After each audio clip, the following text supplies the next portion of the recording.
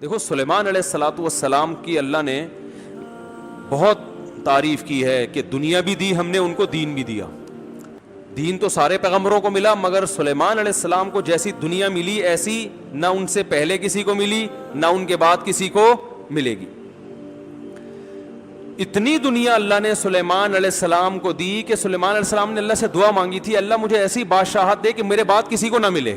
تو بس یہ تو انتہا ہو گئی نا بھائی، قیامت تک کسی کو نہ ملے، ایسے پاکستان کے کسی صدر کو بھی نہ ملے، ایسی حکومت چاہیے. حکومت مراد یعنی اتنے وسائل چاہیے. تو اللہ نے سلیمان علیہ السلام کے ماتحت ہواؤں کو کر دیا، اور سمندر کے ہیرے جواہرات جو بھی قیمتی پتھر تھے وہ جنات نکال کے لاتے تھے، جنات کو تابع بنا دیا. اتنی زبردست حکومت. لیکن موت کا منظر بڑا عجیب. میں پہلے سوچتا تھا یا اللہ تو نے سلیمان علیہ السلام کو اس طرح سے کیوں موت دی ہے؟ لاٹھی ہاتھ میں، اپنی شاہی کرسی پہ بیٹھے ہوئے، اور جنات کے ذریعے تعمیرات کروا رہے ہیں عمارتوں کی.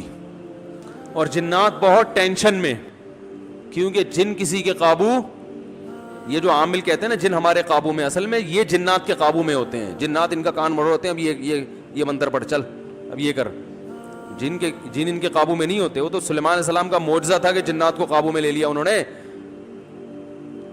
یہ کہاں سے، یہ کیا ان میں کون سے کچھ کیوں قابو آئیں گے؟ جن بولیں گے تم ہو کیا، تمہاری اوقات کیا ہے؟ جنات کوئی چھوٹی موٹی مخلوق تھوڑی ہے، عمریں لمبی ہوتی ہیں جنات کی. ایک آدمی گیا فلیٹ میں، کسی نے بتایا یہ خالی فلیٹ ہے، اس میں جنات بھوت ہیں، نہیں جا. اس نے کہا کوئی جن ون نہیں ہوتا. وہ خالی پڑا ہوا تھا بہت عرصے سے. وہ کہتے ہیں نا خالی عمارتوں میں جن بھوت آ جاتے ہیں. تو بہت عرصے سے خالی پڑا ہوا تھا، ان کو فنٹر بننے کا شوق تھا. لوگوں نے کہا بھائی نہیں جا اس میں بھوت ہیں. اس نے کہا کوئی بھوت نہیں ہوتا. گیا دروازہ نوک کیا، آواز آئی کون؟ کہنے لگا میں فلاں صاحب ہوں، آپ یہاں رہ رہے ہیں، میں نے سنا یہاں جنات ہیں، دروازہ کھولیے. اس نے دروازہ کھولا، عجیب سی گول گول آنکھیں. کہا بھائی میں نے سنا یہاں جنات ونات ہیں. کہہ رہے نہیں ایسی بکواس ہے، میں تو 500 سال سے رہ رہا ہوں، مجھے تو آج تک کوئی نظر نہیں آیا. میں تو 500 سال سے رہ رہا ہوں، مجھے تو ابھی تک کوئی نظر نہیں. یہ بے ہوش یہی جن تھا بھائی، 500 سال سے انسان تو نہیں رہ سکتا. اچھا یہ عامل لوگ نا یہاں بیوقوف بناتے ہیں. ہم نے صحابی جن کو دیکھا ہے، کیونکہ جب یہ سنتے ہیں نا کہ جنات کی عمریں لمبی، تو 1400 سال پرانا جن بھی نکال کے لے آئیں گے. یہ الو بنانے کے علاوہ کچھ بھی نہیں ہے. صحابی جن کو دیکھا ہم نے، تابعی جن کو دیکھا ہم نے، اس جن کو دیکھا جس نے حضرت علی کی صحبت اٹھائی. سب بکواس کرتے ہیں. اور بعض ہمارے نیک لوگ بھی ان سے متاثر ہو جاتے ہیں، بڑے علماء بھی بعض ان سے متاثر ہو جاتے ہیں. ہمارے ہاں کسی چیز سے متاثر ہونے کے لیے بس اتنا کافی ہے کہ امکان کے درجے میں صحیح ہو. جیسے آپ کسی کو یہ بتا دیں نا کہ یہ کھانے سے یہ ہوتا ہے، تو امکان تو ہے نا کہ ہو سکتا ہے ہوتا ہو. ریسرچ ہے؟ ریسرچ نہیں ہے بھائی، امکان کافی ہوتا ہے ہمارے ہر چیز. حالانکہ کسی بھی دعوے کے لیے امکان، بھائی میں دعویٰ کروں اس نے میرے 1 لاکھ روپے لیے ہیں، اگلا کہہ رہا ہے کیا دلیل ہے؟ میں کہتا ہوں ممکن تو ہے نا کہ تم نے لیے ہوں، تو اس سے دلیل، اتنی دلیل کافی ہوگی؟ او بھائی یہ امکان کافی نہیں ہے، گواہوں سے ثابت کرو کہ لیے. یا تو یہ اقرار کرے یا گواہوں سے ثابت کرو. ہمارے یہاں دیکھا جاتا ہے جادو نبی پہ جب ہو سکتا ہے تو ہو سکتا ہے اس پہ بھی ہوا ہو. وہ ہو سکتا تھوڑی دلیل ہوتی ہے. سمجھ میں نہیں آ رہی بات. امکان تھوڑی ہوتا ہے. ابو بکر پہ کیوں نہیں ہو گیا جادو، حضرت عمر پہ کیوں نہیں ہو گیا؟ اس کا مطلب آسان کام نہیں ہے. نبی پہ کیوں ہو گیا تھا؟ اس کی ایک وجہ تھی کہ وہ کہتے تھے نبی صلی اللہ علیہ وسلم جادوگر ہیں، تو اللہ نے آپ سے اس طعنے کو دور کرنے کے لیے ہونے دے دیا تھا تاکہ لوگوں کو یقین ہو جائے کہ یہ جادوگر نہیں ہے، کیونکہ جادوگر پہ جادو نہیں ہوتا. اس میں حکمتیں نہیں، ورنہ یہ آسان کام نہیں ہے بیٹھے ہوئے کچھ بھی سانس کو بہو سے لڑا دیا. اپنی حرکتیں ٹھیک نہیں ہوتی، اور وہ جب پھڈے ہوتے ہیں تو بجائے اپنی حرکتیں ٹھیک کرو کہ یار کس میں فالٹ ہے اس کو صحیح کرو، فوراً کس پہ ڈال دیتے ہیں؟ ایک نئی جنگ چھیڑ دیتے ہیں. نند نے لڑوایا ہمیں، یہ نند نے ہمارے گھر میاں بیوی میں کیا کروایا؟ پھڈا. خود اپنی حرکتیں ٹھیک نہیں ہیں، ڈال کس پہ رہے ہیں؟ کوئی جٹھانی پہ ڈال دے گا، کوئی نند پہ ڈال. ایک نیا جنگ. اب نند سے پہلے 2 آپس میں لڑ رہے تھے، اب تیسری جنگ بھی شروع اس نے کیا ہے. تو سلیمان علیہ الصلوۃ والسلام بیٹھے ہیں, اللہ نے دیکھو اتنی طاقت اور قوت دی کہ جنات کو آپ کے تابع بنا دیا. قرآن کہہ رہا ہے جنات سخت ٹینشن میں محنت مزدوری کا کام کر رہے ہیں اور عمارتیں بنا رہے ہیں. یہ جو احرام مصر ہے عین ممکن ہے حضرت سلیمان علیہ السلام کی تعمیرات ہوں. اتنی ٹینشن میں جنات, اور ادھر سلیمان علیہ السلام ایسے عصا ہاتھ میں لے کے بیٹھے ہوئے ہیں. اور قرآن کہتا ہے فلما قضینا علیہ الموت, ہم نے موت کا فیصلہ کر دیا. کیسے عجیب انداز ہے. ارے بھائی یہ تو بادشاہیں پہلے بیمار ہوتے, اپنا جانشین کسی کو بنا کے جاتے, اور ان کی تو صحت بھی ایسی کہ حدیث صحیح بخاری میں 100 بیویاں ہیں. بھائی کمزور آدمی تو تصور صحیح کیا ہو جائے گا, ڈپریشن میں چلا جائے گا. کیا خیال؟ تو کیا خاندانی صحت ہوگی. پیغمبروں کو تو اللہ نے ویسے ہی بہت قوت دی ہوتی ہے, قابل رش صحت ہوتی ہے پیغمبروں کی. جنگ میں کمانڈر رہے ہیں, لڑائیاں لڑی ہیں جنگوں میں, اتنی زبردست صحت. اور بھائی آپ کی موت سے پہلے تو اللہ آپ کو بیمار کرتا, پھر علاج ہوتا, پھر طویل عرصہ, پھر بھائی نہیں بس اللہ نے موت دینی تھی تو دے دی, ایسے ہوتا نا. نا نا نا نا.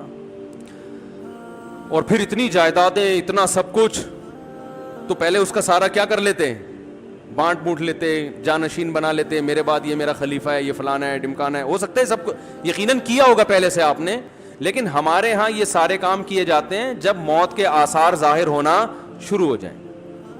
ادھر قرآن کہہ رہا ہے فلما قضینا علیہ الموت, ہم نے سلیمان کو موت دینے کا ارادہ کیا. اور کس وقت؟ جب وہ بیٹھے ہوئے تعمیراتی کام کروا رہے ہیں جنات کے ذریعے اور انسانوں کے ذریعے. اور اللہ فرماتے ایسے فرشتہ آیا, روح نکال کے چلا گیا. انبیاء کا جسم موت کے بعد بھی خراب نہیں ہوتا. مرزا غلام احمد قادیانی کی قبر کھول کے دیکھو, اگر ایک ہڈی بھی بچی ہوئی ہے نا, ایک ہڈی بھی اس کمبخت کی باقی ہے, تو جو سزا دینا چاہو آپ دے سکتے ہو. سمجھ رہے ہو؟ نبی کی کا جسم کبھی بھی خراب نہیں ہوتا. قادیانی اس کو اس کی ایک دفعہ قبر کھول کے دنیا کو دکھا دو بس تم. انبیاء کا جسم خراب نہیں ہوتا. تو قادیانی ہو سکتا ہے یہ گستاخی کریں کہ نبی صلی اللہ علیہ وسلم کی تو قبر کوئی کھول نہیں سکتا. تو بھائی نبی صلی اللہ علیہ وسلم کو ہم بھی نبی مانتے ہیں اور آپ بھی نبی مانتے ہیں, اور آپ پر تو اجماع ہے, بلکہ اس کو تو غیر مسلم بھی مانتے ہیں کہ آپ کی باڈی خراب نہیں ہوئی ہے, اس لیے کہ آپ صلی اللہ علیہ وسلم کے جسد اطہر کو قبر مبارک سے نکالنے کی بہت زیادہ کوششیں ہو چکی ہیں ماضی میں, غیر مسلموں نے کی ہیں سرنگیں بنا بنا کے. اس کا مطلب ان کو بھی پتا تھا کہ جسم کیا ہے, سلامت ہے. تو انبیاء کا جسم کبھی بھی خراب نہیں ہوتا. تو قرآن کہہ رہا ہے ادھر ٹیک لگا کے بیٹھے ہوئے سلیمان علیہ السلام, جسم سے روح نکلی ہے, اور پتہ نہیں کتنے دنوں تک اسی طرح ایسے ہی رہے ہیں.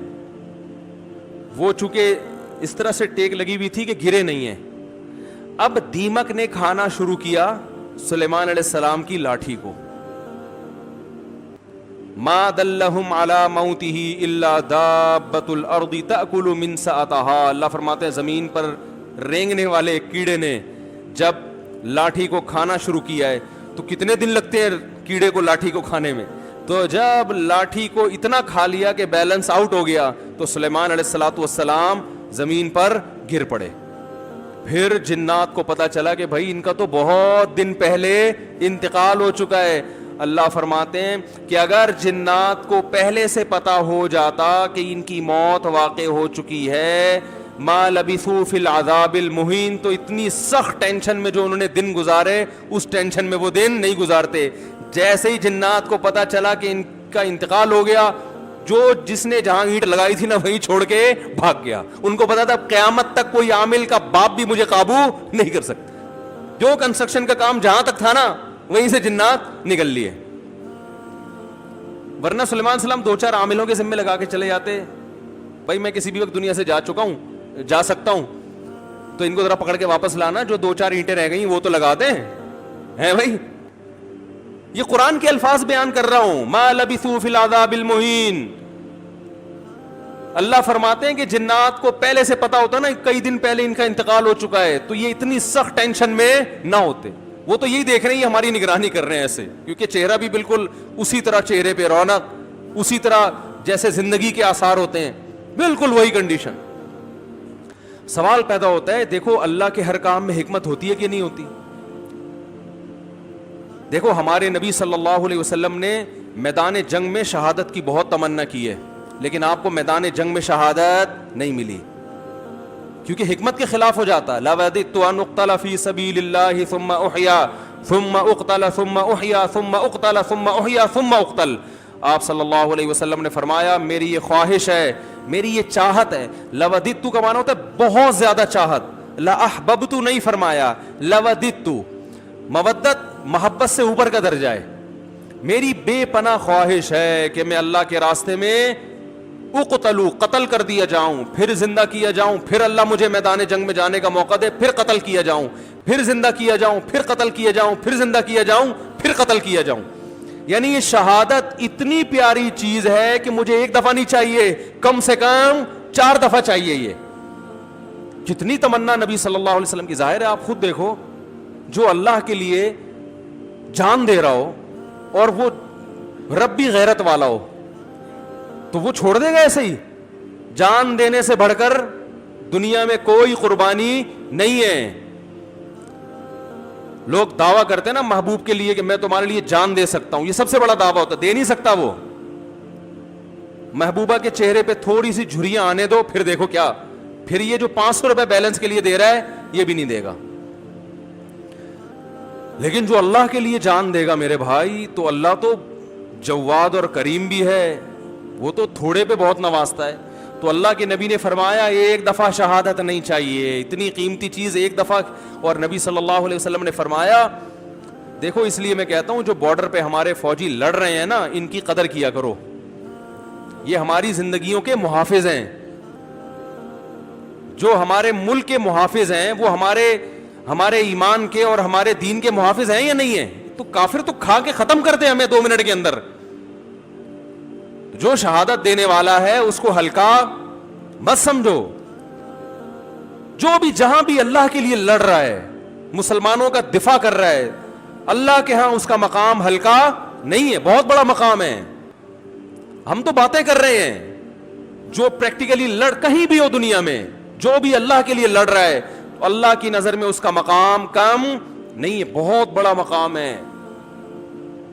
تو نبی صلی اللہ علیہ وسلم نے فرمایا قیامت کے دن شہید کو لایا جائے گا, اسے جنت کی نعمتیں دی جائیں گی. اللہ اس سے پوچھیں گے بچا تجھے کچھ اور چاہیے؟ وہ کہے گا اللہ تو نے ساری نعمتیں مجھے دے دی, جنت میں حوریں مل گئیں, شہد کی نہریں مل گئیں, دودھ کی نہریں مل گئیں, اور کیا چاہیے؟ الم تبیض وجوہنا, تو نے ہمارے چہروں کو کیا کر دیا؟ سفید. اللہ کہے گا پھر بھی؟ تو کہے گا ایک تمنا ہے اگر تو دے سکتا ہے. یعنی دے سکتا کا مطلب تیرے قانون کا حصہ ہے کہ تو وہ دے گا لوگوں کو. وہ تمنا یہ ہے کہ اللہ دنیا میں دوبارہ بھیج, دوبارہ تیری راہ میں لڑوں اور دوبارہ قتل کیا جائے مجھے, کیونکہ جو تیری راہ میں مرنے کی لذت تھی وہ لذت جنت میں حاصل نہیں ہو رہی. وہ ایک الگ ہی چیز ہے نا. یہ احساس انسان کو بڑا کر دیتا ہے کہ میں کس کے لیے جان دے رہا ہوں؟ اللہ کے لیے. تو وہ مزہ نہیں ہے. یہ جسمانی لذتیں ہیں جو جنت میں آ رہی ہیں, وہ لذت تھی روحانی, وہ لذت نہیں ہے. تو 4 دفعہ نبی صلی اللہ علیہ وسلم نے شہادت کی تمنا کی ہے کہ بار بار یہ عمل ہو. اور آخر ختم کس پر کیا؟ ثم اقتل. ہم ہوتے ہم کہتے ہیں اللہ میرا دل چاہتا ہے میں تیری راستے میں قتل کیے جاؤں, پھر شہید کیے جاؤں, پھر قتل کیے جاؤں, قتل کیے جاؤں, پھر زندہ کیے جاؤں, پھر قتل کیے جاؤں, پھر زندہ کیے جاؤں, پھر قتل کیے جاؤں, پھر زندہ کیے جاؤں, پھر قتل کیے جاؤں, پھر زندہ کر کے چھوڑ دیا جاؤں. اینڈ کہاں ہوتا ہمارا بھائی؟ ہے بھائی کہ پھر 4 دفعہ شہادت کا ثواب حاصل کر کے پھر اپنی لائف کو میں کیا کروں گا بھائی؟ انجوائے کروں گا. نا نا نا نا. نبی نے ختم کہاں کیا؟ بولو بھائی, قتل پہ. اینڈ کیا ہونا چاہیے؟ تیری راہ میں قتل. تیری راہ میں قتل، انجام یہاں ہونا چاہیے.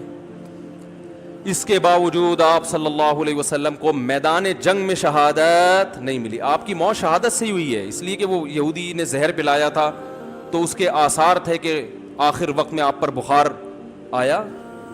لیکن جو میدان جنگ کی شہادت ہوتی ہے نا، جس کی نبی تمنا کر رہے ہیں، وہ والی شہادت نہیں ملی. کیوں؟ حکمت تھی کہ اگر آپ کی میدان جنگ میں شہادت ہوتی تو غیر مسلم کافر یہ کہتے کہ آپ اپنے مشن کو مکمل کیے بغیر دنیا سے چلے گئے. تو آپ آخری نبی ہیں. آخری نبی جب تک اپنے مشن کو مکمل نہیں کر لیں گے اس وقت تک آپ پر موت واقع نہیں ہو سکتی. اور یہ طبعی موت میں ہو سکتا ہے، کیونکہ جب طبعی طور پر انسان کی موت واقع ہوتی ہے اس کو وصیت کا موقع ملتا ہے، اسے سب جو ہے نا سارے کام کرنے کا، سمیٹنے کا موقع ملتا ہے. تو وہ تو نبی اگر میدان جنگ میں شہید ہوتے تو بھی سارے کام پہلے کمپلیٹ کر لیتے، لیکن ایک شک ہو سکتا تھا غیر مسلموں کو، تو اللہ نے وہ شک کے راستے بھی کیا کر دیے؟ ختم. کہ آپ کو کئی دن بیمار کیا گیا، جو جو وصیتیں آپ نے کرنی تھی کر لی، اور ہمیں اطمینان ہو گیا کہ اب جو کام رسول اللہ صلی اللہ علیہ وسلم نے کرنا تھا، جو وصیتیں کرنی تھی کہ میرے بعد میرا جانشین کون ہوگا، اور وہ ساری فائلیں آپ صلی اللہ علیہ وسلم کمپلیٹ کر کے گئے ہیں، سارے کام مکمل کر کے گئے ہیں. نماز میں آخری دنوں میں جب آپ بیمار ہوئے تو آپ نے حکم دیا کہ ابو بکر کو کہو وہ نماز پڑھائیں. اس میں اشارہ تھا کہ میرے بعد جانشین کون ہے. دیکھو سفر میں آپ صلی اللہ علیہ وسلم قضائے حاجت کے لیے گئے، جماعت کا وقت ہو گیا تو دوسرے صحابی نے نماز پڑھا دی. ایسا ہوا ہے؟ ابی ابن کعب رضی اللہ تعالیٰ نے نماز پڑھائی. لیکن یہ نماز یہ اپنا مسلح حوالے کرنے والی نماز نہیں تھی. یہ تو کوئی بھی امام کی جگہ کھڑا ہو سکتا ہے نا، امام کو کوئی عذر ہے. سفر میں ایسا ہے، آپ صلی اللہ علیہ وسلم سفر میں قضائے حاجت کے لیے تشریف لے گئے، پیچھے نماز کا ٹائم تھا تو حضرت ابی ابن کعب نے نماز پڑھائی، اور جب نبی تشریف لائے تو انہی کی اقتدا میں آپ نے نماز بھی پڑھی. مگر اس سے یہ ثابت نہیں ہوتا کہ آپ کے بعد آپ کے جانشین کون ہیں، یہ صحابی ہیں. نا نا نا. لیکن جب مرض موت میں مستقل امام بنانے کی ضرورت ہے کہ اب آپ بیمار ہو گئے ہیں تو صحابیات کہہ رہی ہیں، نبی نے فرمایا مرو ابا بکر فلیصلی بالناس، ابو بکر سے کہو کہ لوگوں کو نماز پڑھائیں. صحابیات نے کہا، امی عائشہ نے کہا یا رسول اللہ میرے والد ابو بکر کمزور دل کے نرم دل کے ہیں، وہ آپ کے مصلی پہ آپ کو غیر موجود دیکھ کر برداشت نہیں. عمر سے کہہ دیں وہ پڑھا دیں، وہ کیا ہے مضبوط، وہ پڑھا دیں گے. ایسے موقع پہ آپ صلی اللہ علیہ وسلم یہ کہہ سکتے تھے کہ بھائی سفر میں کسی نے بھی پڑھا دی تو اس میں بحث کرنے کی کیا ضرورت ہے، میری طبیعت خراب ہے کوئی بھی آ جائے ہے بھائی، کسی کو بھی کہو نماز پڑھا دے. نا نا نا نا نا. آپ کو پتا تھا آج جس کو مصلی پہ کھڑا کر دیا تو قیامت تک کے لیے اسٹیمپ لگ جائے گی کہ نبی کا جانشین کون ہے. بولو بھائی یہ ہیں. تو آپ صلی اللہ علیہ وسلم نے فرمایا نا نا نا ابو بکر سے کہو. پھر امی عائشہ نے فرمایا، حالانکہ امی عائشہ کو تو خوش ہونا چاہیے نا، ان کے تو والد ہیں، لیکن وہ دیکھ رہی ہیں کہ رقیق القلب ہیں اور اللہ کے نبی ابو بکر کے علاوہ کسی اور کو قبول، بولو بھائی نا. تو یہ اتنا جو موقع ملا، آپ نے فرمایا پھر سب ازواج کو ڈانٹ لگائی آپ صلی اللہ علیہ وسلم نے کہ تم ایسے ہی مجھ سے جھگڑا کر رہی ہو جیسے یوسف علیہ السلام کے دربار میں جو عورتیں جھگڑ رہی تھیں. تو پھر آرڈر دیا کہ نہ ابو بکر کے علاوہ کوئی بھی نہیں. تو اگر آپ میدان جنگ میں شہید ہو جاتے اچانک تو یہ ساری حکمتیں کیا ہو جاتی؟ فوت ہو جاتی. تو اللہ نے نہیں شہید ہونے دیا. تو ایسے ہی سلیمان علیہ السلام کو اللہ نے اچانک موت دی ہے، بالکل اس کے برعکس. بیٹھے ہوئے ہیں اور جناب فرشتہ آیا، چلو بھائی ٹھیک. موسیٰ علیہ السلام کے پاس آتا تو پہلے ایک چماٹ کھاتا. حدیث میں آتا ہے ہر پیغمبر، دیکھو جتنے بھی علماء ہیں نا، ہر ایک کا مزاج دوسرے سے مختلف ہوتا ہے. مزاج کو دیکھ کے کبھی فیصلہ نہ کیا کرو یہ صحیح ہے یہ غلط ہے. بعض کا مزاج جلالی ہوتا ہے، بعض کا مزاج نرم ہوتا ہے.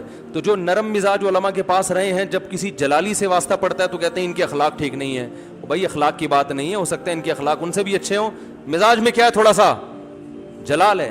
تو مارکیٹ میں ہر قسم کی چیز چاہیے نا, سارے میٹھے میٹھے میٹھے بن جائیں گے تو یہ تو لوگ تو مولویوں کو کھا کھا کے ختم کر دیں گے. ہمارے حضرت جلالی تھے, ایسا نہیں کوئی بھی اٹھ کے آ گیا بیل بجا دی حضرت سے ملنے آئے ہوں.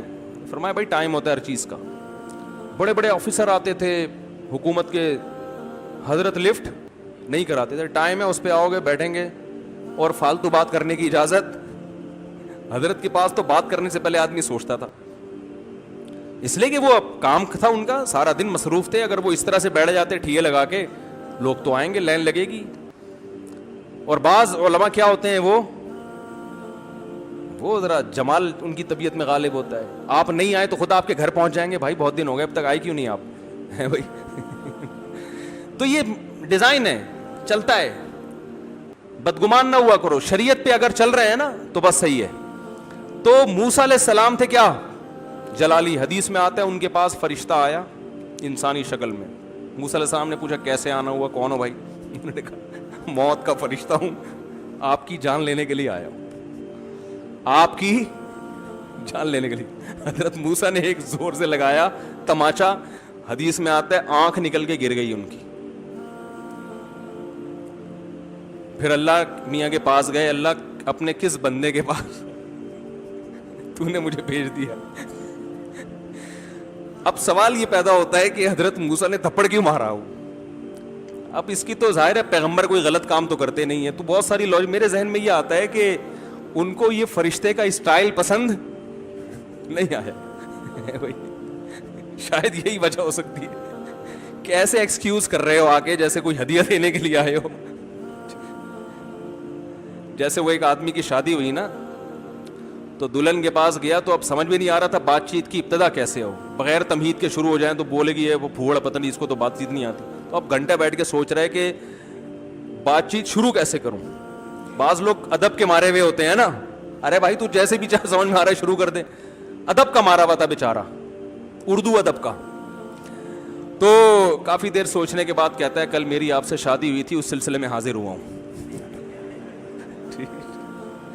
کل میری آپ سے شادی ہوئی تھی, اس سلسلے میں حاضر ہوا. تو خیر سلیمان علیہ السلام کی جو موت اچانک ہوئی ہے, اصل میں سلیمان علیہ السلام کے پاس وسائل بہت تھے, حکومت بہت تھی, کام اس طرح سے بہت پھیلا ہوا تھا. تو ان کو اس طرح سے اچانک موت دے کے اللہ نے بتا دیا کہ تم اس خوش فہمی میں نہ رہو کہ تمہاری بچیوں کی ابھی شادی نہیں ہوئی ہے تو پہلے ان کی شادیاں ہو جائیں گی, بچے اپنے پاؤں پہ کھڑے ہو جائیں گے, ابھی تو تم نے کمیٹی ڈالی ہے وہ نکلے گی, پھر تم کمرشل پلاٹ خریدو گے, ہیں بھائی. اور ابھی تو یوں ہے, ابھی تو میں بہت صحت مند ہوں, میں نے اپنی رپورٹیں سارے ٹیسٹ کروائے, ایک دم اوکے کی رپورٹ ہے, ڈاکٹر نے کہا تو 50 سال سے پہلے مرنے والا نہیں ہے, اور بالکل فٹ فاٹ, اور نہ کوئی ڈپریشن, اور بالکل, اور ابھی میرا زندہ رہنا بہت ضروری ہے کیونکہ میں مر گیا تو کمپنی کا کیا ہوگا, بچیوں کا کیا ہوگا, بیوی کا کیا ہوگا, اور میرے والدین کا کیا ہوگا. تو اللہ نے بتایا تم کس کھیت کی مولی ہو بھائی, اتنے بڑے پیغمبر اور اتنے وسائل کہ تم ان وسائل کا تصور نہیں کر سکتے. میں نے جب ارادہ کیا تو ان سے مشورہ نہیں لیا, بیٹھے بیٹھے موت دے دیے, سارے کام ادھورے, سارے پروجیکٹ, وہ جو اینٹ جہاں رہ گئی تھی نا آخری, جن وہ چھوڑ کے بھی بھاگا ہے. تو تمہارے پروجیکٹ کی کیا حیثیت ہے, تم کس کھیت کی مولی ہو بھائی. تو جس کو جتنی دنیا بھی دے دوں سیکنڈ بھی نہیں لگے گا چھیننے میں, تو زیادہ فنڈر بننے کی کوشش, اپنی جو صحت کی رپورٹیں ہیں نا, کولیسٹرول لیول بالکل سیٹ ہے بھائی, ہر سب کچھ ٹھیک ہے, اس کے باوجود بیٹھے بیٹھے مار دوں گا. وہ ہمارے یہاں بہاریوں میں مشہور ہے کہ جب موت آتی ہے نا, اونٹ پہ بیٹھے ہوئے آدمی کو کتا کاٹ لیتا ہے, جو نہ کٹے آری سے کہتے ہیں نا, وہ کٹے بہاری سے. تو ان باتوں کی وجہ سے تو کہتے ہیں لوگ, ویسے بہت اچھے لوگ ہوتے ہیں, کوئی ناراض نہ ہو جاؤ بھائی, لیکن باتیں بہرحال بہت ٹائٹ کرتے ہیں. جو نہ کٹے آری سے کہتے ہیں وہ کٹے. تو اونٹ پہ بیٹھے ہوئے آدمی کو کیا کاٹ لیتا ہے. ہمارے بہاری دوست تھے, ابھی بھی ہیں, تھے کیا, بیان بھی سنتے ہوں گے انشاءاللہ. وہ ایک کہتے تھے مفتی صاحب جب شامت آتی ہے تو اونٹ پہ بیٹھے ہوئے آدمی کو, میں نے کہا یار باتیں تمہاری بڑی ٹائٹ ہیں یار, اونٹ پہ بیٹھے ہوئے آدمی کو کیا کاٹ لیتا ہے, کتا. تو ہم اور آپ کس کھیت کی مولی ہیں بھائی. ہمارے ایک دوست تھے, بڑے مالدار بھی تھے اور مدرسے میں ہمارے ساتھ پڑھا کرتے تھے. اکلوتے بیٹے تھے والدین کے. والدین نے ان کو عالم بنانے کے لیے سارے وسائل لگا دیے. جب عالم بن کے فارغ ہوئے, ایکسیڈنٹ میں ان کی موت واقع ہو گئی. اب یہی لوگ مجھ سے پوچھ رہے تھے, یار ان کے تو والدین کا سارا محنت ضائع ہو گئی. میں نے کہا ضائع تو نہیں ہوئی, آخرت میں ذخیرہ, لیکن کام تو نہیں ہو سکا نا جو والدین چاہتے تھے. میں نے کہا بھائی اللہ کہہ رہے ہیں ان کی موت میں کیا حکمت ہے. میں نے کہا ان کی موت میں یہ حکمت ہے, اللہ نے بتا دیا میں کسی کو کسی بھی وقت مار سکتا. کوئی بھی کسی بھی ٹائم پہ دنیا میں جا سکتا ہے, چاہے ملک کا بیڑا غرق ہو جائے, گھر کا بیڑا غرق ہو جائے, یا سارے کاروبار کا بیڑا غرق ہو جائے, تعلیم ادھوری رہ جائے, کچھ بھی ہو جائے, سارے پروجیکٹ کی ایسی کی تیسی ہو جائے. اس لیے اللہ کو اپنے حساب سے مت چلاؤ, اپنے آپ کو اللہ کے حساب سے چلانا شروع کر دو. موت کو اپنے حساب سے مینج مت کرو, موت کے حساب سے خود مینج ہو جاؤ. پہلے سے وصیتیں لکھ کے رکھو, اگر یہ اینٹ لگنے سے پہلے میں مر گیا تو کیا ہوگا, یہ اگلی اینٹ کون لگائے گا. صحیح ہے نا. تو ہم لوگ موت کو مانتے ہیں, موت کے لیے تیار نہیں ہے.